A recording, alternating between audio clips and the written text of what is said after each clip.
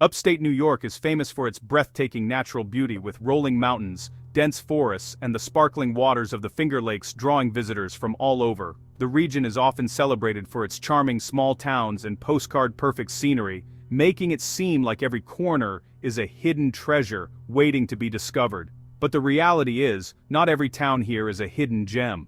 While some communities thrive, others are quietly struggling, far from the tourist brochures and glossy travel guides. Behind those picturesque landscapes, there are towns facing real and persistent challenges, places where abandoned buildings and shuttered storefronts tell a different story than the one you see on postcards.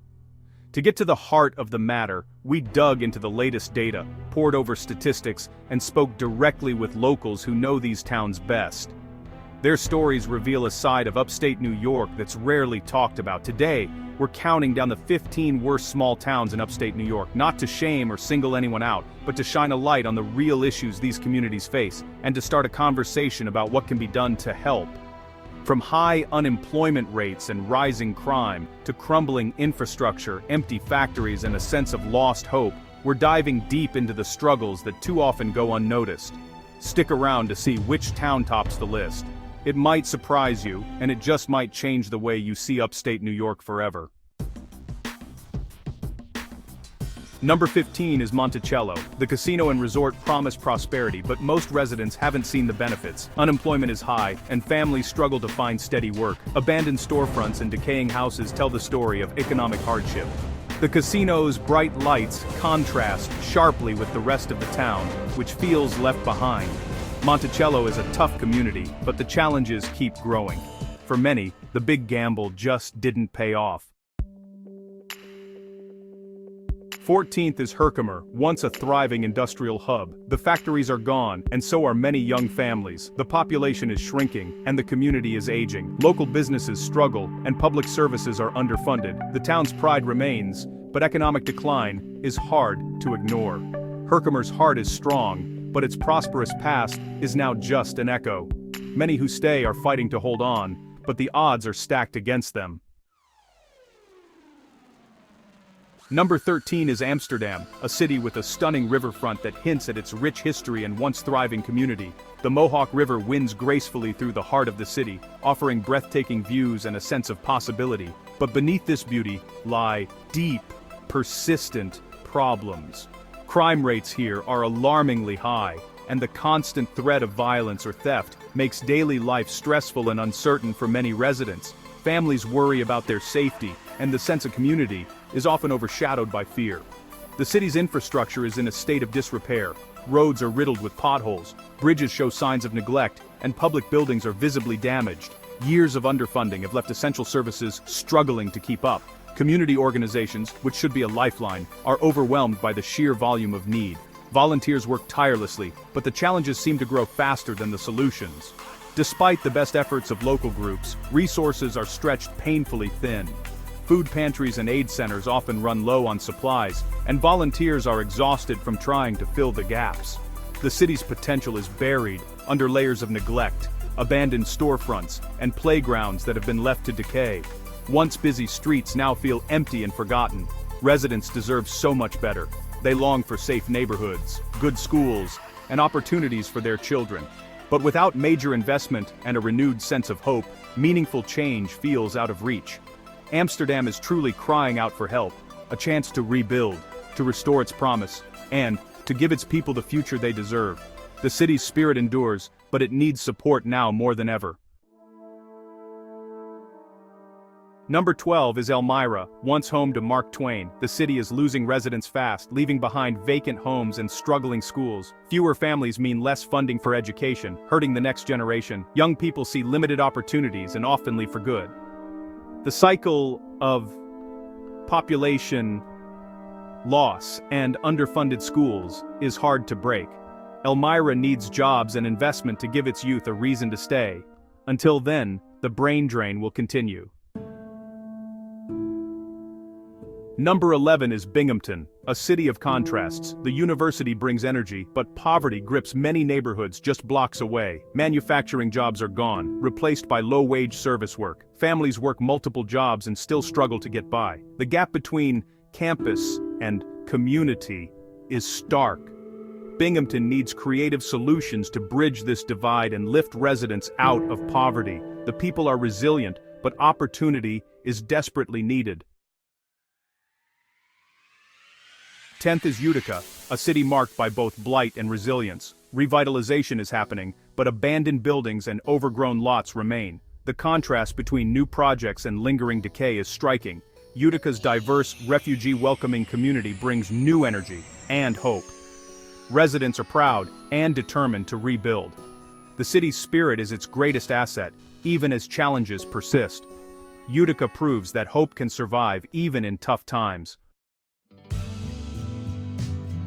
Number 9 is Oneonta, a college town with hidden struggles. Small businesses are squeezed by seasonal student populations and big box competition. When students leave, Main Street empties out, making survival tough for local shops. Every closure means lost jobs and a fading community identity.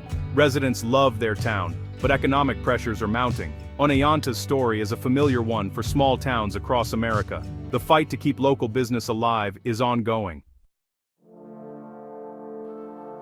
8th is Gloversville, once the glove-making capital of the world. The collapse of its industry shattered the town's identity and economy. Empty factories and shrinking population are constant reminders of what's been lost. Residents are tough, but the town struggles to reinvent itself. Gloversville is a cautionary tale about relying on a single industry. The search for a new purpose continues. Until then, the town remains haunted by its past. Number 7 is Olean, a town with a solid foundation but few new opportunities. Young people leave for better jobs, creating a cycle of outmigration. Companies hesitate to invest in a shrinking workforce. Local initiatives aim to attract business, but progress is slow. Olean's natural beauty and affordability aren't enough to reverse the trend. The town needs a major catalyst to unlock its potential. For now, the struggle to attract new life continues.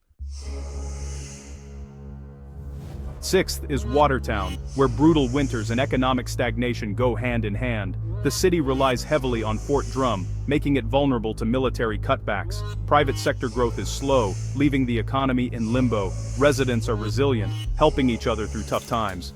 Efforts to revitalize downtown and diversify the economy are underway. Watertown's story is one of perseverance against the odds. The fight for a better future continues, one snowstorm at a time. Number 5 is Massena, once powered by massive aluminum plants. Factory closures devastated the community, wiping out thousands of jobs. The loss shattered families' livelihoods and the town's identity. Empty factories now stand as monuments to a lost era. Residents are trying to adapt, but the path forward is unclear. Massena is a stark example of the risks of relying on a single employer. The struggle to rebuild is ongoing. 4th is Fulton, a city hit by both economic decline and constant flooding. The river's beauty comes with the threat of disaster, straining city resources. Major employers have left, leaving few good jobs behind. Residents face a tough job market and the ever-present risk of flood damage.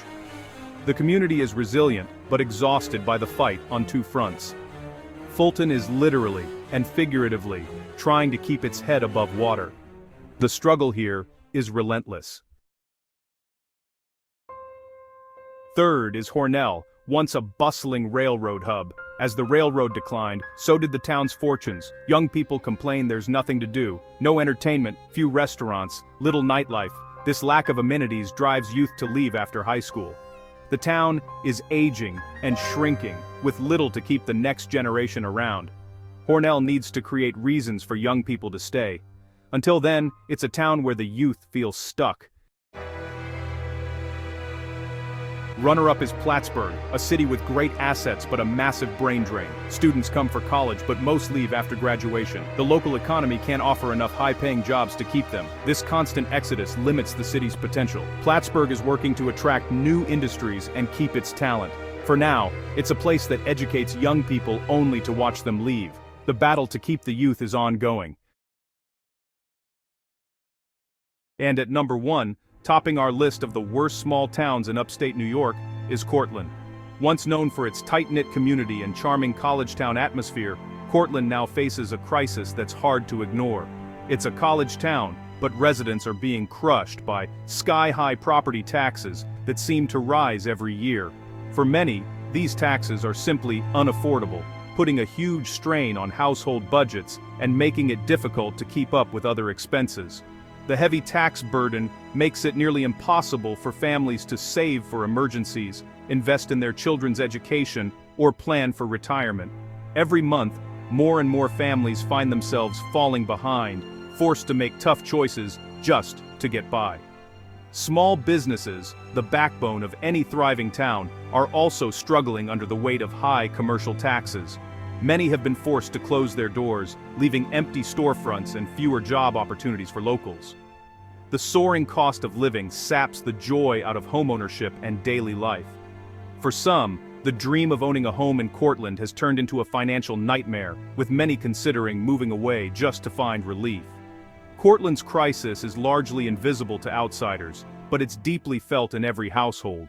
The stress and anxiety are constant companions for many residents, affecting their health and well-being. For many families, the financial pressure is simply overwhelming, casting a shadow over what should be the best years of their lives in this small town. That's our list of the 15 worst small towns in upstate New York. Our goal isn't to put these places down, but to start a conversation about real challenges. Please subscribe to our channel to support honest, in-depth content. Let us know in the comments if you agree or if we missed any towns. We want to hear your stories. Your feedback helps us improve and keep these conversations going. Thanks for watching, and we'll see you in the next video.